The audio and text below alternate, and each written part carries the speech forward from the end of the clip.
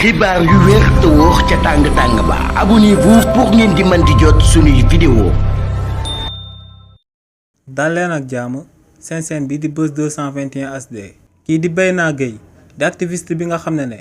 moom moo déposé lettre bi préfecture ba li ni mel daal di sabab préfet bu nekk ca Dakar daal di destituer kookee di Barthélémy Dias daal di koy jëlee ci poste conseil municipal bi ba mu jaaree foofee daal di ñàkk mandat wu maireen bi. kii di Bayna Gueye yëkkati na ay kàddu daal di koy jëmale ci jàppante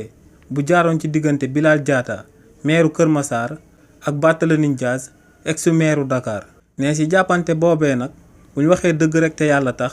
Bilal Diatta moom moo def erreur ndax ne ci conférence de presse bi mu daan amal moom ci wàllu boppam moom moo reconnaître que ne mbir moomee du lenn lu dul benn fait divers ne li ni mel nag moom moo waroon a sabab kookee di Bilal Diatta en tant que leader en tant que maire nekk responsable ci parti bii di Pastef avant muy amal benn mbir da ko war a daal di saytu bu baax daal di koy amal ndax ne bépp leader bu bokk ci parti bii di Pastef akub combat bu muy mënee warta nekk combat de personne waaye ne combat wu Sénégal la war a daal di doon. te ne kii di Barthélémy Dias ci waxtu bi ñuy wax ni ci réew mii di Sénégal ñëpp xam nañ ko ne dee na politiquement ndax ne bokkatu ci adversaire yi nga xam ne ñoom ñoo na ma jonganteeg parti bii di Pastef ci élection locale yi ñu jëm waaye tamit ci élection présidentielle yi ñu jëm donc ne kii di Bilal Diatta amul benn intérêt à ce que muy tàngoo kookee di Barthélémy Dias